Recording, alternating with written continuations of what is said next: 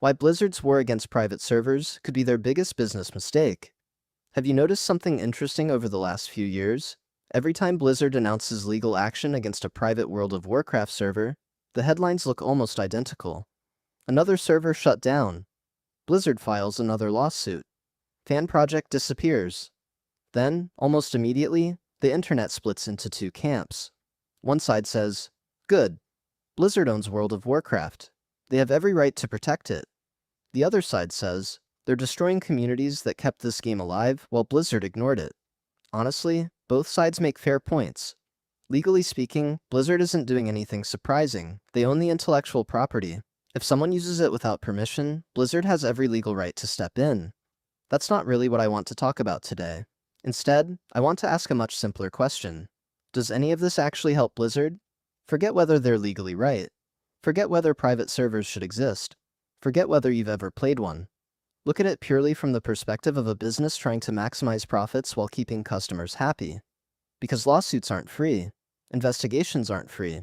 Law firms aren't free. Years of legal battles cost an incredible amount of money. Companies don't spend that kind of money unless they believe the return is worth it. So what's Blizzard getting back? More subscribers? More loyal fans? A healthier World of Warcraft ecosystem? Or are they spending millions fighting a battle that, even when they win, doesn't actually solve the problem they're trying to fix? The more I thought about it, the stranger the whole situation became. Because this isn't a new fight. Blizzard has been battling private servers for well over a decade. Some of you probably remember Nostalrius. Others remember Elysium. More recently, we've seen Turtle WoW, Ascension, Stormforge, Project Epoch, and countless smaller projects pop up all over the internet. Some survive, some disappear overnight. Some get shut down, some simply fade away. But one thing has remained surprisingly consistent. No matter how many disappear, new ones always replace them. That should immediately tell us something important. If Blizzard has been fighting this battle for over 10 years and the private server scene is still alive, maybe this isn't a problem that can actually be solved through lawsuits alone. Maybe it's a symptom of something bigger. One argument I see all the time is that private servers don't matter because they're supposedly a tiny percentage of the overall player base. Maybe that's true, maybe it isn't. The problem is, nobody actually knows. Seriously, think about how often you've seen someone confidently post population numbers online. This server has 50,000 players. Classic WoW has this many active users. Retail has millions. This expansion is dead. Where are these numbers actually coming from? Most of the time, they're educated guesses. Blizzard stopped publicly reporting subscriber numbers years ago. Private servers aren't exactly publishing audited financial reports. Most of the statistics people share are based on raid logs, character databases, Discord memberships, or estimates made by third-party websites. Those numbers can be useful, but they aren't definitive. Take raid logs as an example. A lot of websites estimate classic populations based on logged raids. Sounds reasonable at first, except one player might raid on 6 different characters every week. Meanwhile, another player logs in every single day just to level, collect mounts, roleplay, or PvP, and never appears on those websites at all. Neither player is counted accurately. The data tells us something, but it doesn't tell us everything. Now apply that uncertainty to private servers. Some publish player counts, some don't. Some count accounts, some count characters, some count everyone who's ever logged in. Others only count active players. There's no standard. Which means every argument that starts with private servers only have is already standing on shaky ground. Even Blizzard probably doesn't know the exact size of the community. They certainly have better information than we do. But the private server scene has always existed largely outside Blizzard's own ecosystem. That makes it surprisingly difficult to measure. So when people dismiss private servers as irrelevant because they assume they're small, I think they're missing the bigger picture. Because size isn't always what matters. Influence matters. Passion matters. Community matters. If something truly had no impact whatsoever, why would Blizzard continue investing so much effort into stopping it?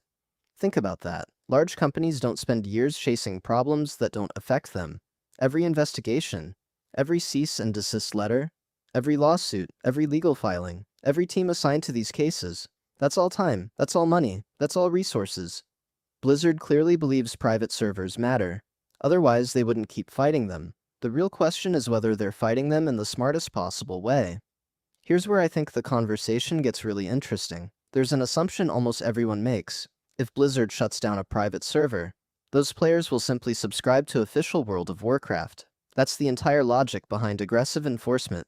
Remove the alternative. Customers return. Simple.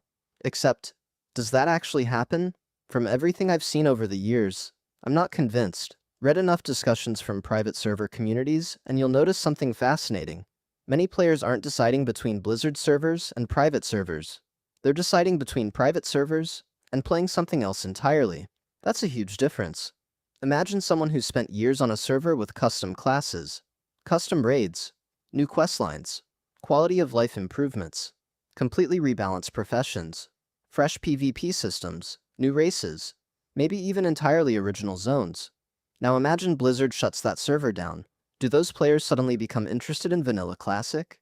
Not necessarily, because the reason they weren't playing Blizzard's version in the first place wasn't price. It wasn't convenience. It wasn't accessibility. It was because Blizzard wasn't offering the experience they actually wanted.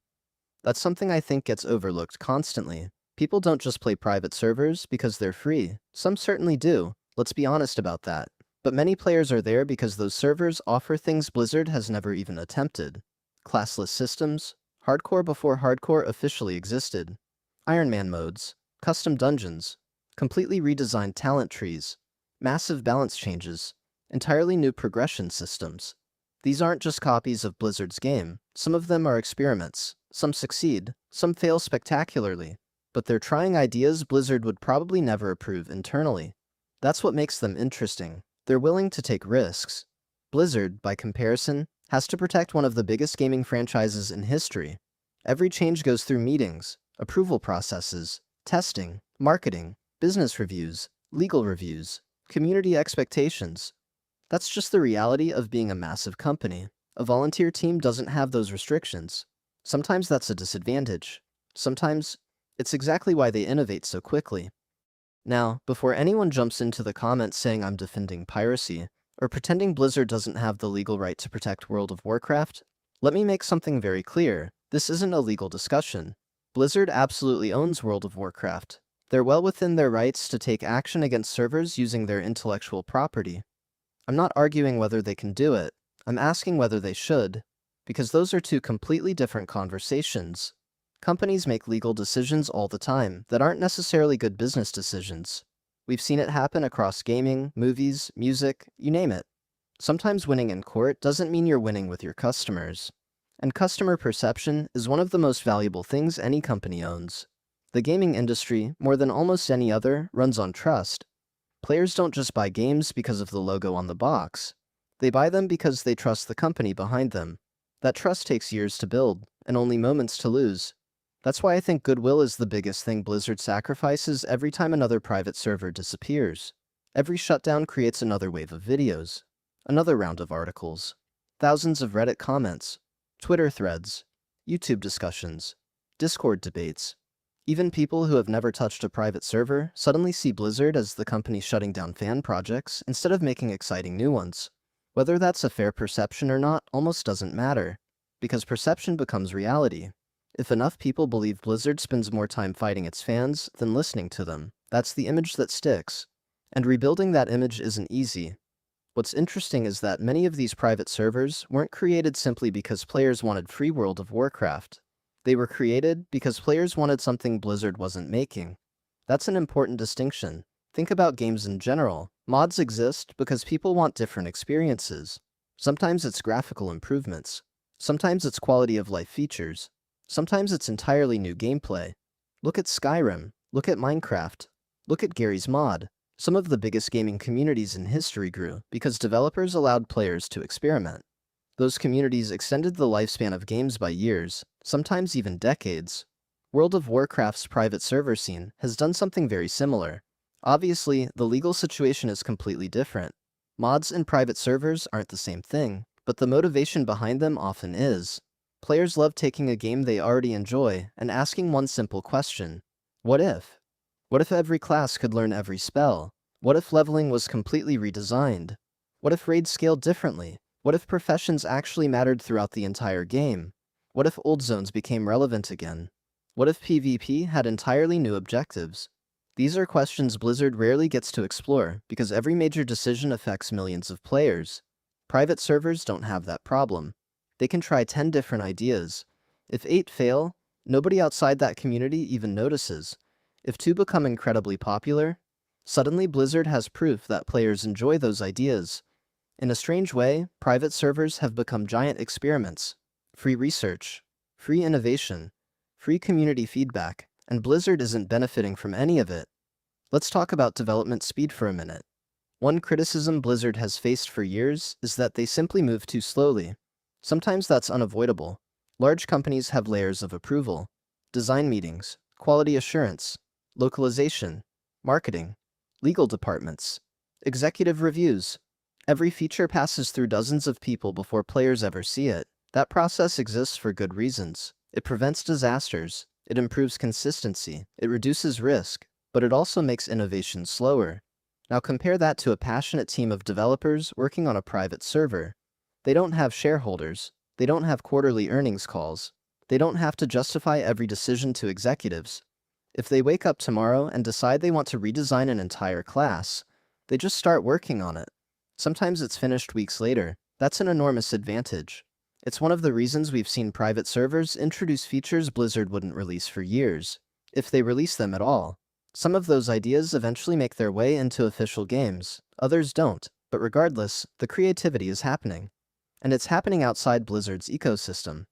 There's another assumption I think deserves scrutiny. People often say that private servers are stealing Blizzard's customers, but are they? Or are they serving an audience Blizzard has already chosen not to serve? Think about someone who only enjoys classic-era gameplay. Not retail, not Cataclysm, not the newest expansion. Just classic. Now imagine that player wants a version with custom talents, rebalanced raids, harder leveling, and no microtransactions. Where exactly is Blizzard selling that product?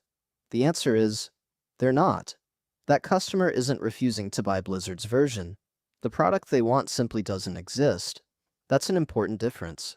It's similar to someone wanting a remastered version of an old game that the publisher refuses to make. Eventually, fans create one themselves. Should the publisher protect its copyright? Absolutely. But it's also worth asking why fans felt the need to create it in the first place. Usually it's because demand existed. The official product didn't. Now let's be fair, there are real problems in the private server world. Not every server is run by passionate fans. Some are obvious cash grabs. Some sell overpowered gear. Some practically become pay to win. Some disappear overnight after collecting donations. Others suffer from security issues, poor moderation, or questionable management. These problems are real. Ignoring them would be dishonest. This is one of Blizzard's strongest arguments.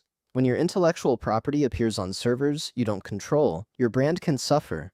If players have a terrible experience on one of those servers, some people will still associate that experience with World of Warcraft itself.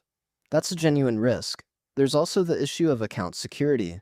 Players trust private server operators with login information. Some servers handle that responsibly, others don't. There have been plenty of horror stories over the years, so I completely understand why Blizzard doesn't want hundreds of unofficial versions carrying the Warcraft name. That concern is legitimate. But here's where I think Blizzard's current strategy falls short. Removing servers doesn't remove demand. It only removes one place where that demand was being satisfied. Players don't suddenly stop wanting custom experiences. They simply look elsewhere. That's exactly what's happened for years. One server closes, another appears. Communities migrate. Developers regroup. Projects restart under different names. The cycle repeats. If your strategy hasn't fundamentally changed the landscape after more than a decade, maybe it's time to question the strategy. That leads me to what I think is the most interesting hypothetical in this entire conversation. Imagine Blizzard approached this differently. Instead of treating every private server like an enemy, what if they treated some of them like partners? I know, that sounds ridiculous at first. Most people would immediately dismiss the idea, but think about it. What if Blizzard created an official licensing program? Not for everyone, only for teams that met strict requirements, clear rules, regular audits, security standards, no copyright abuse beyond the licensed game. Revenue sharing. Blizzard maintains ownership of World of Warcraft. The server operators handle development. Everyone benefits. Would that be easy? Definitely not. Would there be risks? Absolutely. But compare those risks to the current situation. Right now, Blizzard spends years fighting communities that keep reappearing anyway. They're paying lawyers, managing public relations, absorbing community backlash, and still watching new projects emerge. Maybe there's another way. Maybe not every fan project has to become an enemy. Here's the thing that I keep coming back to. If Blizzard's strategy has been the same for over a decade, why are we still having this conversation? Seriously, private servers aren't a new phenomenon. This isn't something that suddenly exploded last year. The community has existed in one form or another for years. Some servers disappear, others grow, new developers enter the scene. Communities migrate, players rebuild. It's almost like watching a game of whack-a-mole. Every time one server gets shut down, another eventually takes its place. That doesn't sound like a problem that's actually being solved. It sounds like a problem that's simply being delayed. And that's an important distinction, because companies often confuse winning individual battles with winning the overall war. You can win every lawsuit, you can shut down every major project, but if the demand never goes away, have you really fixed anything? I'd argue you haven't. You've simply reset the clock until the next project appears. Let's think about Blizzard's perspective for a moment. Imagine you're an executive looking at this situation. You've invested billions of dollars into one of the most successful gaming franchises ever created. World of Warcraft isn't just another game, it's one of Blizzard's most valuable assets. Protecting that asset is literally part of your job. If someone else is using your intellectual property without permission, ignoring it could set a dangerous precedent. From that point of view, legal action makes perfect sense. And honestly, I'd probably expect almost any major company to do exactly the same thing. Nintendo protects its IP aggressively. Disney protects its IP aggressively. Games Workshop protects its IP aggressively. Large companies almost always defend the things they own. So I'm not surprised Blizzard continues doing it. What surprises me is that there doesn't seem to be an equally aggressive effort to understand why players keep looking for these experiences in the first place. Because lawsuits deal with the symptom, they don't necessarily deal with the cause. Think about why someone joins a private server. It's easy to assume the answer is money. They just don't want to pay a subscription. For some players, that's probably true, but I don't think that's the whole story. If you spend enough time reading community discussions, you'll notice a pattern. Players rarely describe these servers by saying they're free. Instead, they describe what makes them different. The progression feels better. The community is more active. The developers actually listen. The content is fresh. The leveling experience has been redesigned. The economy isn't flooded. The classes feel more interesting. Those are design decisions, not pricing decisions. That tells me something important. For many players, the value isn't coming from avoiding a subscription. The value is coming from an experience Blizzard isn't currently providing, and that's much harder to compete against. There's another factor that doesn't get enough attention: community trust. One of the reasons private servers develop such loyal player bases is because players often feel like they're helping shape the game. Developers are active in Discord. Suggestions are discussed publicly. Balance changes happen frequently. Feedback is acknowledged. Sometimes ideas get implemented within weeks. Now compare that to Blizzard. Again, this isn't entirely their fault. They're managing millions of players across multiple games. Everything moves slower. Every decision affects a massive audience. But perception matters. If players feel like one group listens while another doesn't, they'll naturally gravitate toward the one they believe values their feedback. Whether that perception is completely accurate almost doesn't matter. It's how players feel. And feelings influence purchasing decisions just as much as objective facts. Now let's fast forward a little. Let's imagine Blizzard announces a brand new official Classic project. Maybe it's Classic Plus. Maybe it's something entirely different. Maybe it's Blizzard's own interpretation of what the community has been asking for. What happens next? Initially, probably excitement. Huge excitement. Streamers jump in. Content creators flood YouTube. Twitch numbers explode. Everyone wants to see what Blizzard has built. Subscription numbers likely increase. Articles call it a success. Investors are happy. On paper, everything looks fantastic. But here's the challenge. The honeymoon period eventually ends.